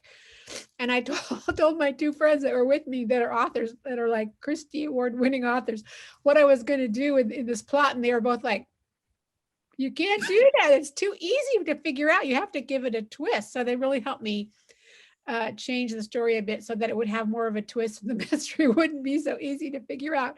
And then my editor really loves mysteries too. So she even went through it again and helped me really make the mystery more enjoyable for the readers. But I love the idea of maybe a spin-off from that. It was a standalone, it wasn't planned. So I'll have to think about that some more, but I did love the characters. It's like childhood friends that have a chance to, you know, grow into a romance later in life, not later, but I mean, as they're young adults. So I did enjoy writing that story very much. Awesome. Great. Okay. What, this one's for Tony. What draws you to wedding planning? So I'm a stereotypical hopeless romantic. I watch chick flick, Hallmark, all the romance. Like if it doesn't have romance in it, I'm a little hesitant to read a book, but no, I love romance. And to me, what is the start of romance is usually, well, I don't know. Sometimes you can look at the wedding as the start of it all. But for wedding planning, actually the ladies who did the book with me, they're the ones who asked me, do you want to join in? We're going to do a book about wedding planning. And I was like, ooh, I want the cake baker because, you know, cake. And I totally got the cake baker. So I was happy because what's better than, you know, researching about cake? Like you get to eat all the cake, you get to look at frosting, mix and match. Even if you don't like it, you still got to taste it. And someone else likes it, so you can describe it. Like I had way too much fun, probably cake testing. Awesome. Great. That sounds like a good, and you know, maybe chocolate would be the only other thing besides maybe a chocolate cake. But I could taste test. When we watch baking shows, then I just want to eat cake. So, you know, I understand that completely. Okay, Laura. Let's see. How many times have you visited Williamsburg, Jamestown, and or Yorktown? And what is your and what is your favorite part of using your on-site research? Actually, I've lost count because Kentucky, you just zip over there. I mean, it takes a little while, but it's easy. You know, you go in that historic triangle and you just keep going. My favorite historic site, at least in the US, is Colonial Williamsburg for all the reasons. My last visit, I stayed right on site at a tavern that was like, you know, almost 300 years old. It was just incredible. I was by myself. I researched better alone, solo. I don't have to worry about, you know, are they having fun? Are they bored? You know, what do they want to eat? It's just wonderful. Research to me, you need to go to the place where you're going to and walk on that ground, you know, that your characters walk, and it really comes alive to me. No, not everybody does that, and I can't even afford to go some of the places that I would like to. Well, Chris, did that answer the question, or did I go on a rabbit trail? No, rabbit trails are good, and yes, you did. So very good. Thank you. Great question. You bet. And then Andrew, since we're on that theme anyways, what research do you do to do action adventure sort of shoot 'em up books? Yeah. So definitely a lot of research into obviously the organization of intelligence agencies and all of the sort of protocol and all that kind of stuff. But one of the things that I love to do is also do a ton of research into sort of new, not quite yet technologies, which is also really fun because the government has a lot of obviously projects that are going on, and you'd kind of be surprised at how much they're willing to share about things they're trying out. And so I'll give you an example of one I just researched for this new book that I'm writing, which is a way to extrapolate sound from a video that does not have audio in it. And basically what they're using this technology for, computers for, is to be able to look at a video and they can see the sound vibrations that are happening against like objects. If it's like a plant, or if it's like they use, all of this is experimental right now, but then the computer will analyze those vibrations and give you the sound from that video. So they're able to, like if you're talking, they can see the vibrations, and then basically you hear the noise of whatever that sound was. And so that's the kind of technology that's being worked on that I love, kind of taking and imagining it now in place a little bit, and how that might help in, obviously like spying situations and stuff like that. So that's one of the favorite research things that I love to do is look at kind of that upcoming technology type stuff that people are trying to work on right now. That's amazing. Okay. I don't even know what to comment on it. It just makes me worried about myself and the world. So I'll just move on. So Rachel, this is addressed to you, but any of you other ones that decided to have lots of children, how do you balance writing and parenting? It's something I'm always working on. I don't sleep enough, and so for me, I always read online. Well, remember, I learned how to write without knowing about other writers, and so I just did my own style. But now I keep hearing people say you need to write every day, and like they have schedules. That's never worked for me because my kids' schedules are all over the place. To look at the calendar, and when there's not as much going on, I say I am going to write a rough draft right now, and I can write a rough draft really fast, and it's super messy, and then I can edit slowly. I can edit like in the carpool lane, or and so that's what works for me, is to like dedicate a time where I give myself permission to not do a very good job with dinner or any of those kind of things for 3 or 4 weeks, and then I can edit and do those things with distractions all around me. Anybody else with kids that want to weigh in there? Well, it was definitely. Oh, go ahead. Go ahead, Robin. No, go ahead. I'm used to waiting. I have lots of time. Yeah, she does have one more kid than I do. So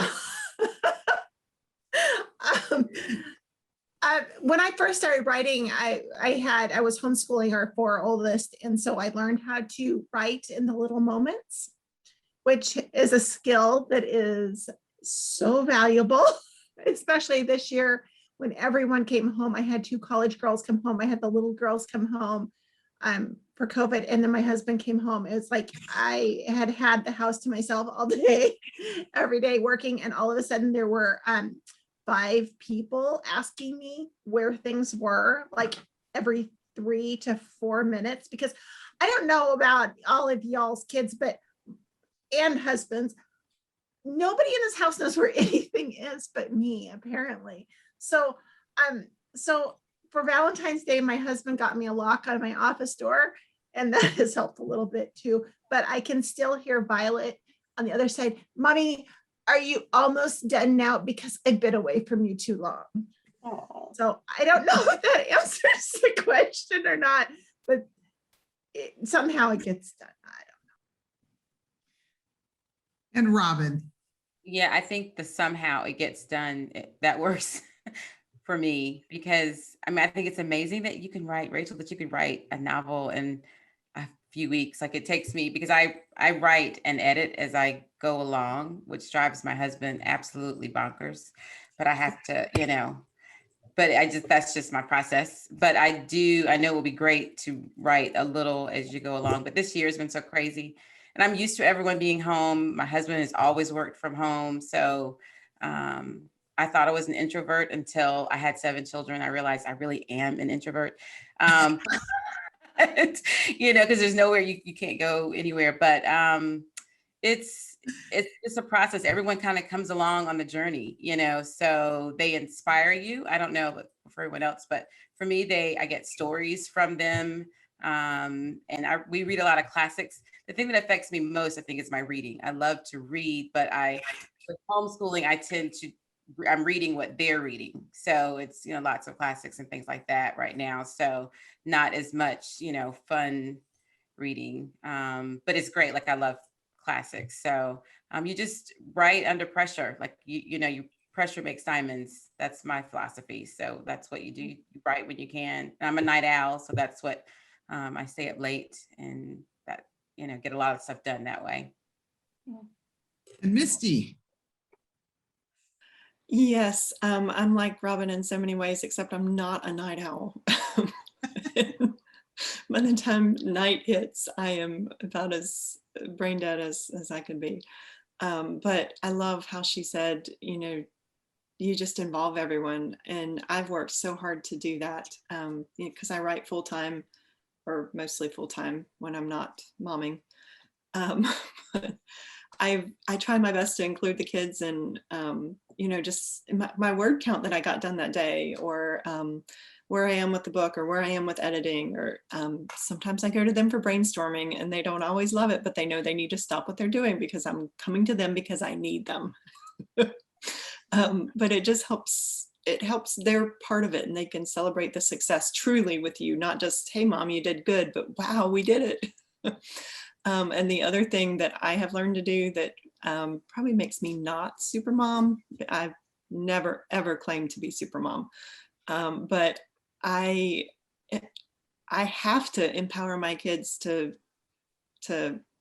get their own breakfast, make their own lunch. Even the 5-year-old gets her own breakfast every morning.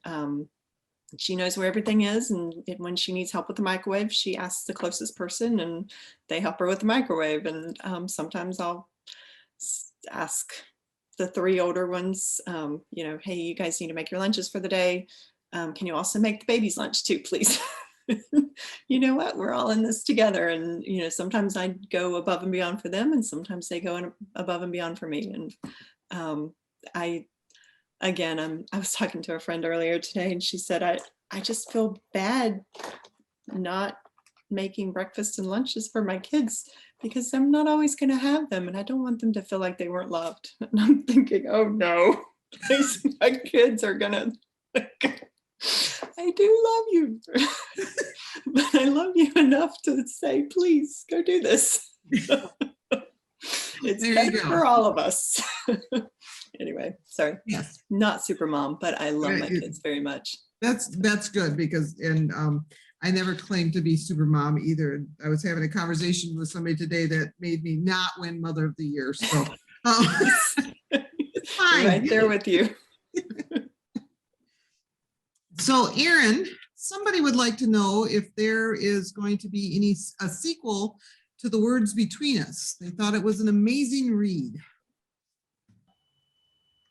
That's a very nice question. And I don't have a real answer because I have planned a sequel in my head and on paper, but I haven't actually proposed it. And I've got 2 more books coming after the one that's coming out in January, and neither of them is the sequel to this book. But I really appreciate that. What I'm planning at some point, maybe, if it happens, is Sarah's story. So the main character is Robin, one of her good friends is Sarah, and there's a lot of unanswered questions about Sarah's story in The Words Between Us, and I think that's probably what they're referring to, although possibly referring to how I end. A lot of people don't like my endings. I'll just put that out there. I don't tie up everything really neatly because I don't like it. I don't like reading stories like that myself. Like, I like having a little something out there that I have to wonder about, and a lot of people don't like that. And I appreciate that. But I really like a few loose ends because that's kind of how life is. Nothing ever really truly gets tied up in a neat little bow. And my stories just tend to leave a few things for you to wonder about. And I get a lot of questions from book clubs on all of my stories actually about, well, what about this? Is this what happened at the end? Well, I gave you all I'm going to give you. This is your book now. I'm done explaining. So you have to come up with your own answer to those questions. But I would love to do a sequel to that someday. Well, it's good to know. I love that one. So good. I will look forward to that. I think you answered this on the chat, Natalie, but a lot of people want to know where you're moving to. Unmute. It's funny. I did answer. I'm moving to Texas, so I'll be joining all the panelists that are from Texas. It's funny. So in the military, we call things OPSEC, which is operational security. So I don't usually announce where I'm going or what parts I'm going to, just because there is that element of security that we need to maintain. But yes, we're moving to San Antonio. We'll be there for a year, and I am really looking forward to it. Consider Texas my home, even though I'm from New Mexico. But we were stationed there the longest in El Paso at Fort Bliss. So my son considers Texas his home because he was there for quite a long time. But yeah, Texas it'll be. Awesome. I hear it's hot. It is hot, but it's a dry heat, which I appreciate. It's Okay. different than the humidity, which makes my hair kind of do this. It's actually tamed right now, but I had to flat iron it and it's still growing. So by the time I'm done with this thing, it could be out the year. I don't know.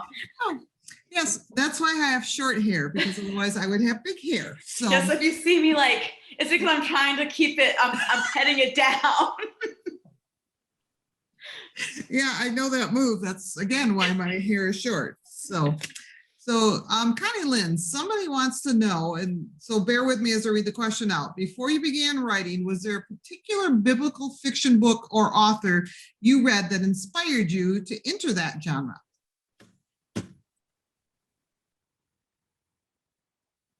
I think you're muted, Colin.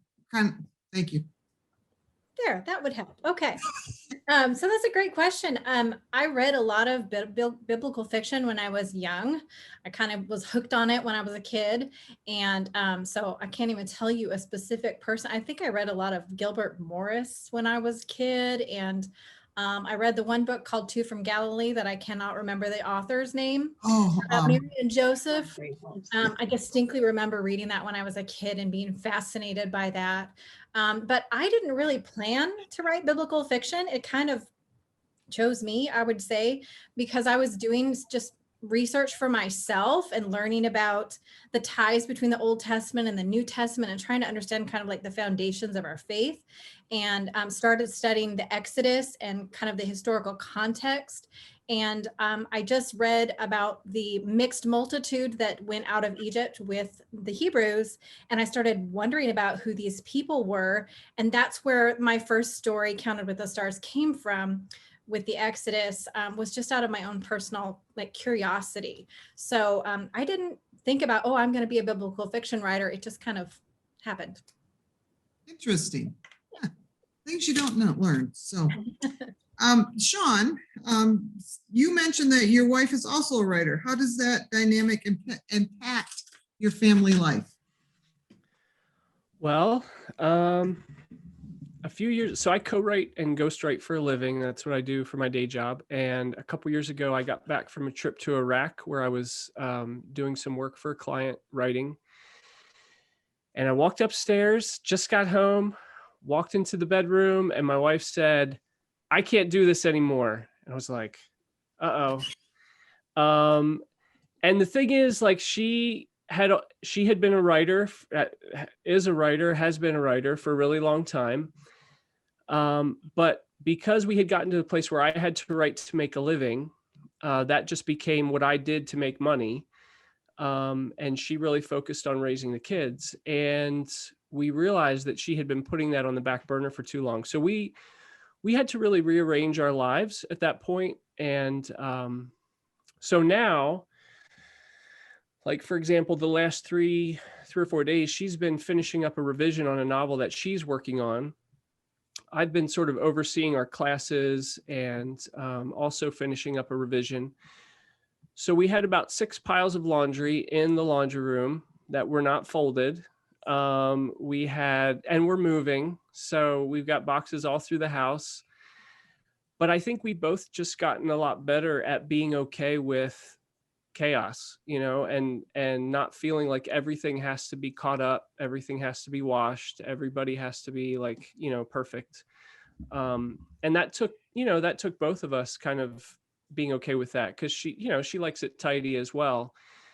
But I told her, and this is true, that when our house is absolutely in chaos, it usually means that she's been writing, and that's a good thing. So we have had to work together to get to that place where we can both get our writing in. Sometimes we have to tag team, but I think we're starting to figure it out. That's good. And you know what, to be honest with you, if nothing else, when I was on furlough, I found out my husband and I should never run a company together. One of us would probably be dead. So, so Christina, I am wondering, because you write those contemporary issue-driven books, would you ever include the pandemic that we're going through right now in one of your books? I have spoken with my editors about that particular thing, and they agreed that no one wants to read about COVID. So, I mean, and honestly, we're living it. That's not, I know I really love to read a book where I am learning something new and I am in a whole new place with new people and this new experience. And COVID's not a new experience. COVID is now. This is everybody's life. So probably not, but I mean, who really knows? Maybe 10 years from now, we'll see. Yeah. And that kind of leads me down, and my little rabbit trail here is what do you guys think of that? I mean, I know there's been a couple books that have shown up, that will touch on it a little bit and include it. Now, is that something you think will happen? I mean, we read about the pandemic and the Spanish flu 100 years later. So I don't know, has anybody else thought about that, including it, whether historically or, and Diane has already done one, but go ahead, Diane. I think you're muted, Diane. There we go. Yeah. I wrote Airborne before there was a mention of anything. So, and so that was just a strange thing that happened. But I don't know about everybody else, but I'm sick of COVID. I don't want to read about it. I'm ready to have some kind of semi-normal, because normal just changes minute by minute. But I think that but my main reason is because we are people with emotions, and our emotions have not processed, have not worked through what all COVID is and does and how it's affected the whole world. So I think that we need time and healing. That's my opinion, time and healing before we do that. Well, I think we need, when we read, we often read to escape. Excuse me, someone had already mentioned, we want to go somewhere outside our circumstances. I don't want to read, everybody's different, but I read to be taken away to a different place, to be restored and kind of renewed. And Christian fiction does that. It ends with hope. That's why I read, and that's why what I hear from a lot of readers, just take me away. This wonderful experience, this whole new world opens up. Yeah, I think with anything, like with any situation, you need to gain perspective, like before you can write about it. And right now you're in the midst of, whatever, you're going through related to COVID, or with any, with anything in the contemporary fiction or whatever type of fiction. You need a chance to process it, experience it. We're still experiencing it. And then be able to look back on it and and use that perspective and see, what have I learned? What can I gain? How could I help someone else, gain some perspective in this? But perspective takes moving past something and looking back. I mean, that's just how, it's not necessarily hindsight, but it just gives you an opportunity to look back and appreciate or, gain a new a lesson from it. In order to do that, you have to put distance, I think, between you and whatever hard thing that you're going through. And even a good time, like even if you went to Disney World, sometimes as a parent, you really need to get some perspective and realize, oh, we actually did have fun, but it takes time, you know, and some distance to be able to appreciate that. And you can't really do that and learn from it and survive it and be able to motivate or encourage someone else. Very nice. And then, oh yeah, Christina, I see you had a hand up. I did make a mention. So my next book, I did make a mention in it. There's an old window on the side of the coffee shop where they used to do to-go orders, but they don't use it for that anymore. And you kind of, as you're reading the story, realize it's kind of a past COVID thing, but there's no mention of COVID at all. But, you know, knowing that when people are reading this book, they would be coming out of COVID, I didn't want to completely make it like it never happened, but, you know, it's, there you go. And Erin? Yeah, I just wanted to jump on. I agree with what everybody else has said, but so when I'm trying to process something in the short term, I usually do that through short story rather than a novel, because a novel is a huge beast. Everybody here knows how difficult it is to really write a novel and finish it and have it be a whole that makes sense and tells a really cohesive story. So for like those things that you need to deal with, I think that poetry, songs, short stories are really great ways that writers deal with some of those things. So I had written just to do it, a short story that is kind of, it's called After, and it's about after, but it never mentions what it's after, but through experiencing it. And I did an audio version, and my husband's amazing with doing audio stuff. He put all the soundtrack and music and all sorts of sound effects in it. And it's free to anybody who signs up for my newsletter if they want to read it. But I would never, I don't think, ever write a novel that was about going through that pandemic. I feel like that's something that maybe people who are kids today might do as adults if they become writers. But for me, I don't feel like I need to do that because I've been processing it as I've gone. But I think the things that you experience as a kid are things that a lot of times you're processing your whole life. No matter what it is. So I think that you might see some of those stories in 20 years. Okay. Yeah, that all makes sense. That's great feedback, guys. Thanks. Really appreciate that. Oh, and this one I thought was a good general question too, as we're kind of winding up here. So have any of you ever thought of writing in a different genre? And if so, remind people what you're writing now, and then what would the new genre be? And maybe why? I don't know, Mike. I don't know whose hand was first. I'll just pick on Sean. Go ahead. Oh, yep. So I write speculative fiction, magical realism, mostly based in reality, but usually with a few twists. And I am currently working on a murder mystery. So that's kind of fun.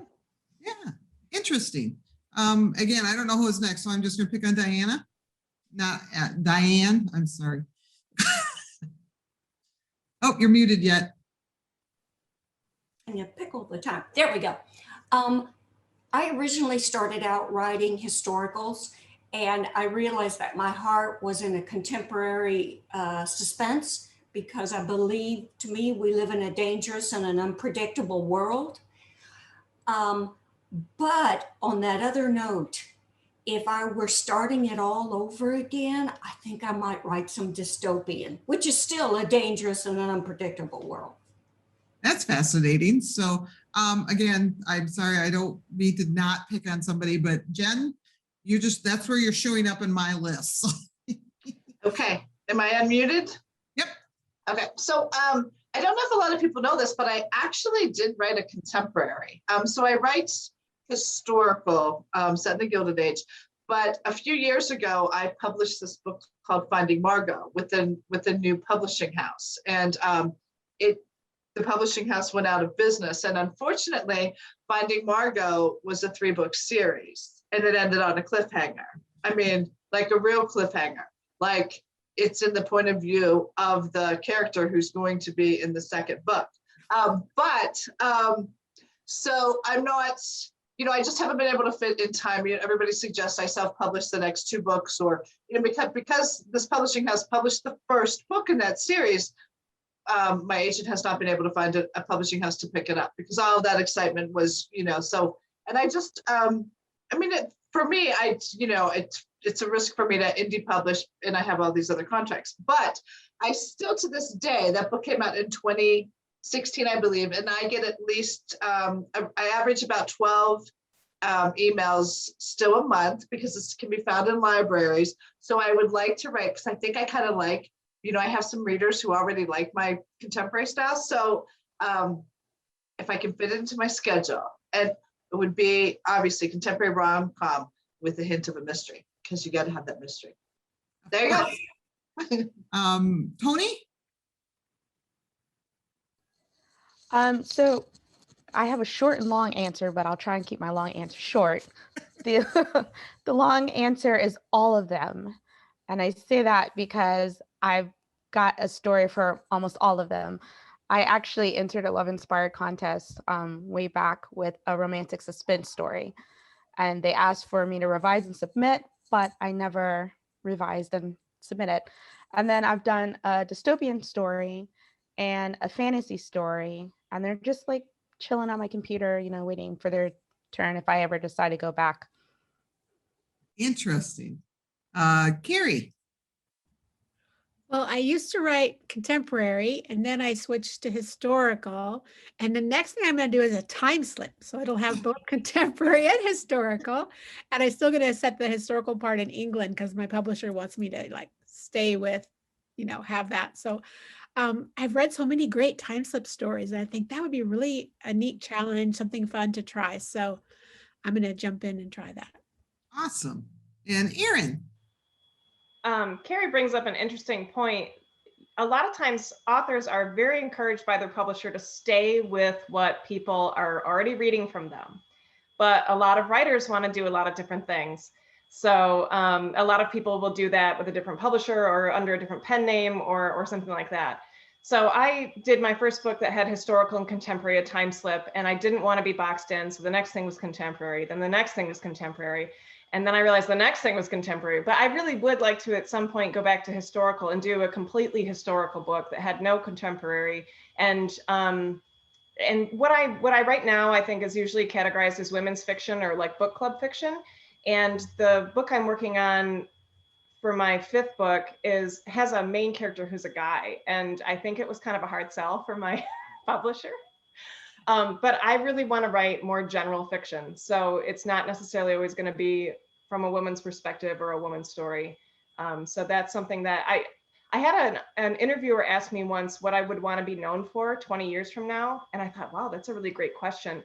And my immediate answer, without even thinking of it, was I would like to be known for not writing the same book over and over and over. Like I want to write a lot of different things, just like Tony said. Awesome. And Robin?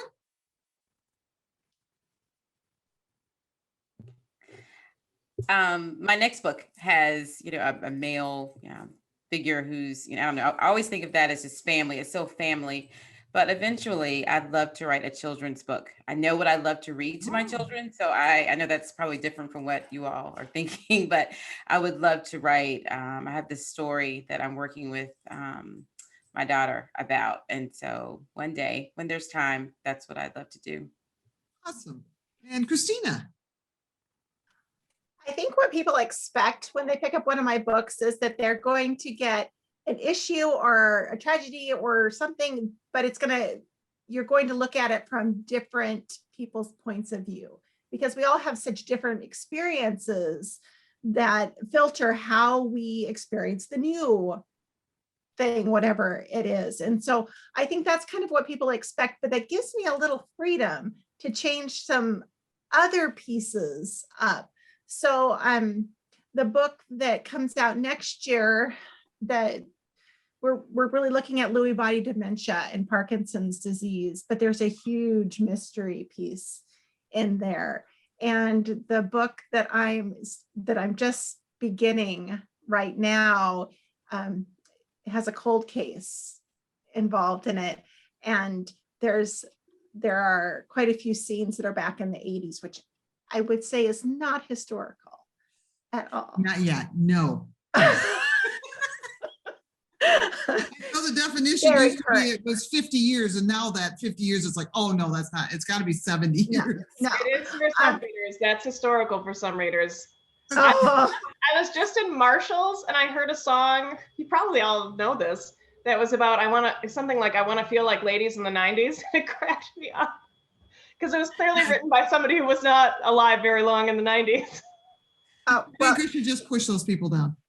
my little girls, they tell the little Echo Dot to play Putting Baby to Bed when they go to sleep, and it's supposed to be like lullabies, right? So my husband comes downstairs cracking up a while back. They were playing a Guns N' Roses song with just no words, and that's like a lullaby. Anyway, Yeah, we had a Green Day lullabies CD for our son when he was little. Got to start him early on the good. That is so awesome. So anybody else want to jump in there a minute? Because we are quickly running out of time. So otherwise we are, you know what, this was, I think we could go for another 3-4 hours here with all the questions I didn't get to, but thank you all for joining us, both you guys the readers and you guys the authors. Thank you for taking your time tonight to laugh with us and to learn some things about each other and to chat away, which I am going to have to go back and read them all because you guys sure were having fun. So I really appreciate that. If you have a question and you want to post it yet, and once the Zoom is done, you can go to Baker Bookhouse's Facebook page and post it on there, and we can see if we can get it to the authors, or you know what, authors, come and join us there if you want. Just remember, I personally have to get up early, so I might answer later this weekend, but and that's okay too. But we got plenty of time to talk tomorrow, so we will do that too. So everybody have a good night, and we will see you guys tomorrow morning at 9 a.m. Eastern Standard Time. Good night, all.